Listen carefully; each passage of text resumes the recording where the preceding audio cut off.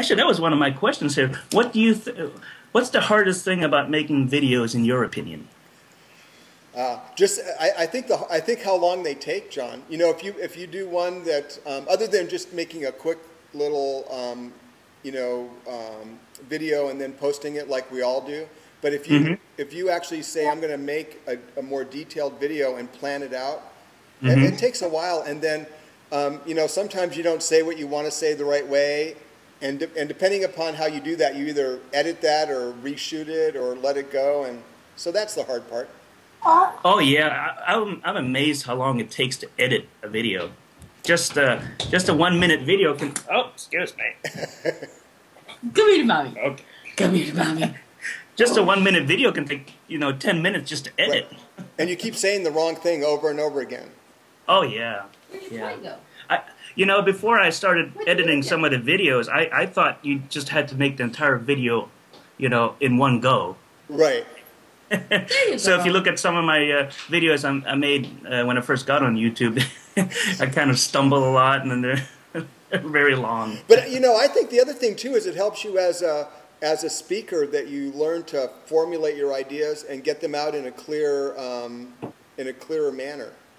Oh yeah, yeah.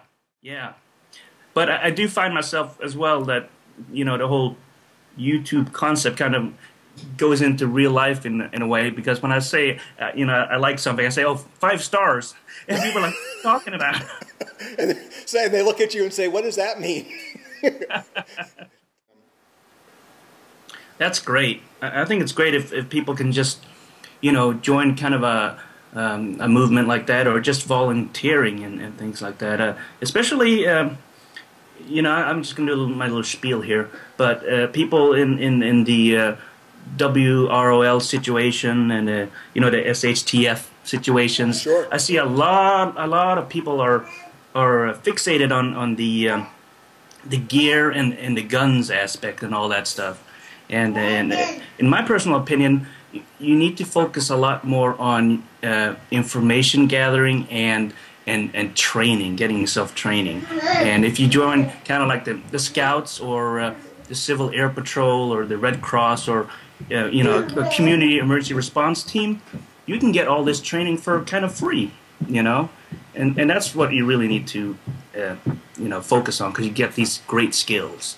A skill that you really need. You need to know how to take care of yourself, and also how to take care of the people around you, because we're not going to be islands unto ourselves.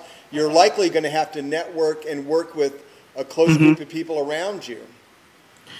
Exactly, and if you are like a Red Cross volunteer or one of those community emergency response team people, or even a Coast Guard auxiliary, you have that kind of network of friends built up already if something were to happen. Right. And lines, because I see so much effort put on, and I think it's important to have some firearms put away and some ammunition stockpiled.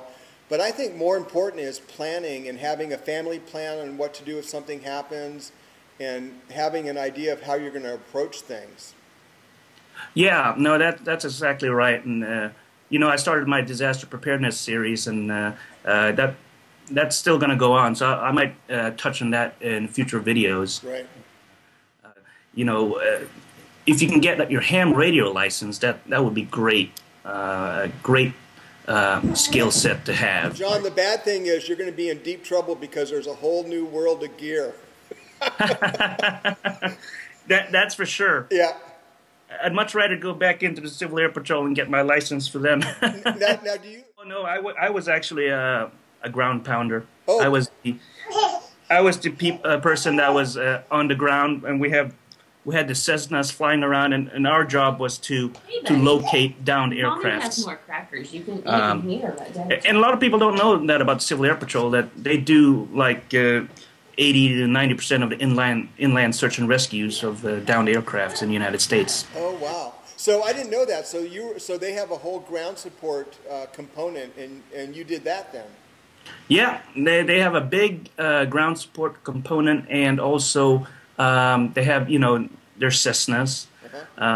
which is much more economical to use for search and rescue because they can, be aloft, and the cost of maintaining them is much smaller than, say, having an F-16 flying around trying to do search and rescue, which is not very good. Right. And you probably have a little better thing. Now, where did you do that, John? Did you do that in Illinois or? Yeah, I was up in Chicago. I was with the Midway Squadron. Okay. And I got some great friends up there still. And actually, that's how I met Cindy, the third component. The third component of Tacticalgearhead.com.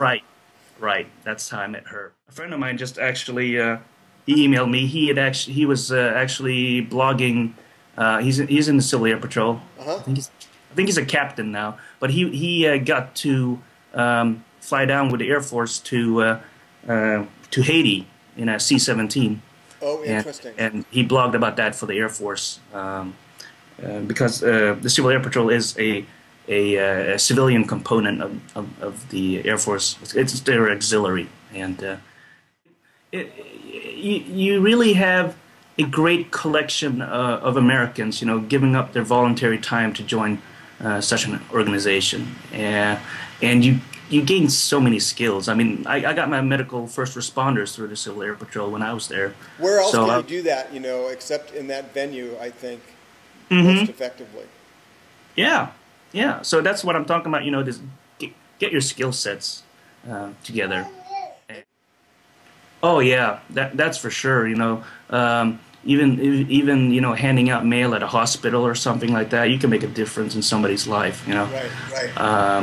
And I think that's the most important thing. That's what I like about when I came to America and stuff, is the generosity of Americans. We give a lot to charity, and we do a lot of volunteer work. And when I grew up in Europe, we really didn't have any of that kind of stuff, because most of that stuff is done by the government. By the what, John? By the government. By the government. And here in America, a lot of stuff that's done in Europe by the government is done by charities or non-profit organizations. Done by the people. Right. Yeah. Right. Excellent. And I like that. I think that's a very good thing. And Americans are so generous. You can just see how much money is pouring into Haiti to try to do that. And so that's a good thing. Getting to the point where I just want a gift card. Right. Now, where would be the ultimate Tactical Gearhead gift card for you? Oh, shoot. That, could be U.S. Cavalry or it could be Cabela's. Oh, I like Cabela's. Or Bass Pro Shops or someplace like that. Yeah, all of those are good. It's some of the other places, I don't know if they have gift cards or not. Some of the tactical stores, but I know U.S. Cav does, and I think Nothing Fancy is trying to give something away. It's funny you said that, John, because I'm wondering if you're going to be the winner for the U.S. Cavalry gift certificate. You know what? I doubt that, because there's so many good subscribers. I think you have a 1 in 55. You have a 1 in 55,000 chance. Yeah, that's true. I wonder how they're going to pick that. Is it the person who squeals the most? Right. Or a huge bucket and pull it out of the bucket. Right.